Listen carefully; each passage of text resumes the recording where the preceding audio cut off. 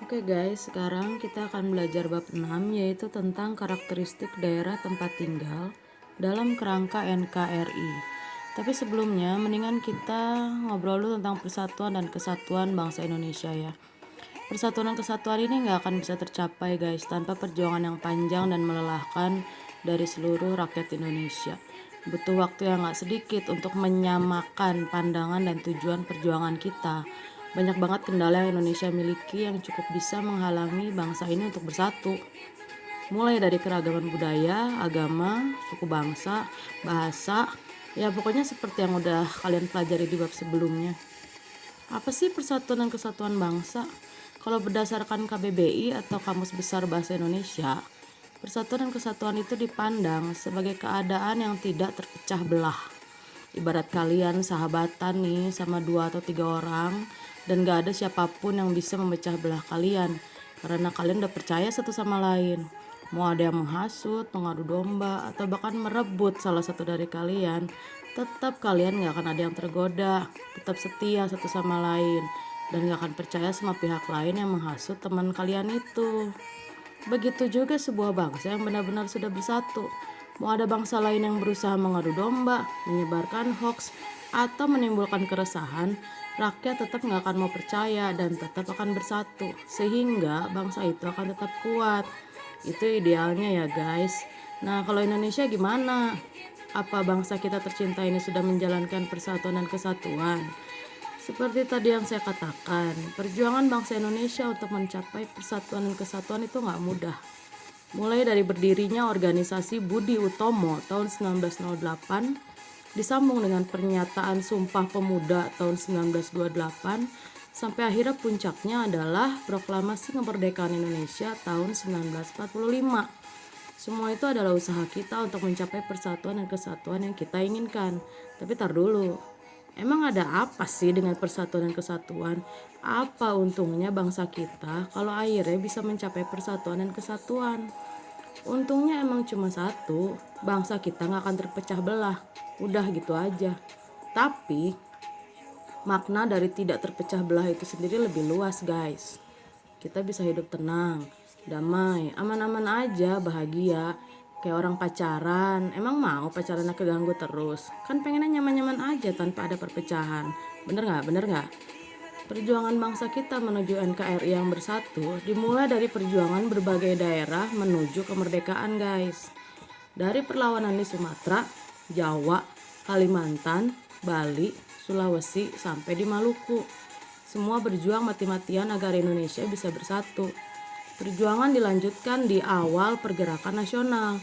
Kayak yang tadi disebutkan, mulai berdirinya Budi Utomo, Serikat Islam, Muhammadiyah, sampai Indis Partij.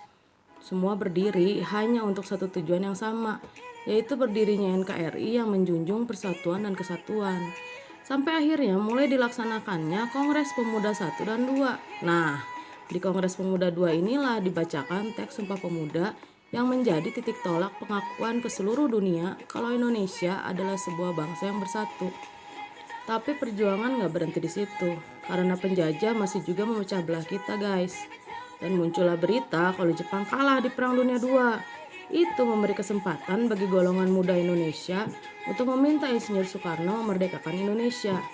Tapi karena Soekarno lebih milih untuk megang janji Jepang yang katanya akan memberikan kemerdekaan, makanya Soekarno menolak golongan muda. Dan selanjutnya kalian tahu sendiri apa yang terjadi. Muncullah peristiwa Rengas Dengklok di mana Soekarno dan Hatta dibawa oleh golongan muda. Di sana mereka berdebat tentang waktu memerdekakan Indonesia. Singkat cerita nih, akhirnya Soekarno dan Hatta setuju juga untuk membuat proklamasi kemerdekaan. Dan ini berimbas pada negara Indonesia yang akhirnya bisa menyatakan kemerdekaannya pada tanggal 17 Agustus 1945. Nah, sekarang kita baru masuk ke karakteristik daerah NKRI. Karakteristik daerah NKRI ini dibagi 3 guys, yaitu pemerintah daerah, karakter fisik, dan karakter sosial budaya. Maksudnya apaan sih? Sabar. Jadi gini, yang pertama adalah pemerintah daerah. Muhammad Yamin di pidatonya di sidang BPUPKI ngomong kalau pemerintahan Republik Indonesia akan disusun dari badan-badan masyarakat seperti desa atau dengan kata lain dari pemerintahan yang paling bawah. Beliau menyebutnya sebagai pemerintahan bawahan. Kalau disesuaikan dengan kondisi saat ini, pemerintahan bawahan yang dimaksud adalah tingkat RT, RW, sampai kelurahan atau desa. Lalu, beliau menyebutkan lagi di atas pemerintahan bawahan itu ada yang namanya pemerintahan tengahan. Kalau saat ini adalah kecamatan sampai kota madya atau kabupaten. Terakhir menurut Yamin adalah pemerintahan atasan. Kalau saat ini adalah provinsi sampai pemerintahan pusat. Kalau kalian ingat-ingat lagi, susunan ini pernah kalian pelajari di kelas 4 dan 6 SD. Dan setiap susunan pemerintahan baik dari bawah, tengah maupun atasan harus mewakili setiap daerah di seluruh Indonesia. Dalam pasal 18 UUD 1945 dijelaskan bahwa Indonesia adalah negara kesatuan dengan sistem pemerintahan daerah yang berdasarkan desentralisasi. Apa sih desentralisasi? Jadi gini guys, desentralisasi adalah sistem yang membuat setiap daerah memiliki pemerintahan sendiri yang tetap berpusat pada pemerintahan pusat. Atau kayak kalian tahu sekarang dikenal dengan nama otonomi daerah, yaitu setiap daerah memiliki wewenang sendiri untuk mengatur daerahnya masing-masing. Tunggu dulu, kalau ngurusin masing-masing bukannya malah akan terpecah belah ya? Kenapa nggak semua daerah diatur oleh satu pemerintahan pusat aja? Karena Indonesia negara yang luar biasa luasnya. Kebayang kalau yang ngurus hanya pemerintah pusat aja. Orang Papua mau ngurus SIM harus ke Jakarta dulu gitu. Semua orang nggak cuma pemerintahannya aja yang pusing. Makanya pemerintahan pusat memberikan wewenang kepada pemerintah daerah masing-masing untuk mengurus sendiri urusan daerahnya. Tapi bukan berarti setiap daerah bisa seenaknya bikin aturan ya. Tetap harus di bawah pengawasan pemerintah pusat. Karakteristik daerah yang kedua adalah karakteristik fisik. Fisik apa? Balik lagi ke otonomi daerah tadi guys. Karena setiap daerah punya wewenang sendiri untuk mengurus daerahnya. Jadi daerah itu masing-masing berikut pemerintah pusat harus tahu dan ngerti karakteristik fisik setiap daerah, mulai dari sumber daya alamnya maupun sumber daya manusianya. Ingat guys, setiap daerah harus paham sumber daya alam yang dimiliki dan sumber daya manusianya kayak gimana. Contoh nih ya, di Pulau Jawa, SDA-nya bisa jadi sumber potensial apa aja, SDM-nya bisa apa aja, lulusan apa aja, keahliannya apa aja, bisa dimanfaatkan untuk kemajuan daerah apalagi NKRI enggak? Gitu guys. Kalau sudah paham seperti itu, minimal kita bisa atur untuk kegiatan ekonomi sehingga bisa meningkatkan devisa daerah dan negara kita. Karakteristik daerah yang ketiga adalah karakteristik sosial budaya. Ini balik lagi ke bab sebelumnya, yaitu tentang keberagaman suku, agama, bahasa, budaya, dan lain-lain.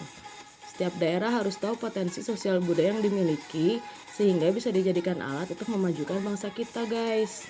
Setiap budaya lokal yang dimiliki setiap daerah bisa dijadikan budaya nasional yang membanggakan di kancah internasional.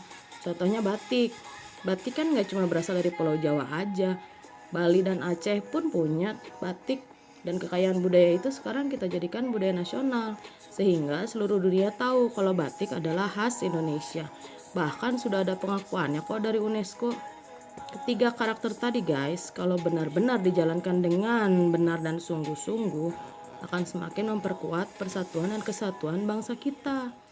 Jauh-jauh deh dari yang namanya sifat etnosentrisme yang menganggap budaya daerahnya adalah budaya yang paling keren, atau yang maksain budaya daerahnya ke orang lain yang jelas berbeda budaya. Sikap kayak gitu cuma akan membuat Indonesia terpecah belah lagi guys. Prinsip Bhinneka Tunggal Ika harus terus kita pegang teguh. Itu tugas kita semua sebagai warga negara Indonesia. Oke guys, cukup sekian belajarnya. Sekarang kalian tinggal siap-siap dengan tugas berikut ini. Siap ya? Yang pertama, tadi di awal video disebutkan tentang perlawanan di berbagai daerah menuju proklamasi. Nah, kalian harus jelaskan perlawanannya apa aja nih di tiap daerah yang disebutkan dalam video ini tadi. Ingat, dijelasin ya, bukan cuma disebutin.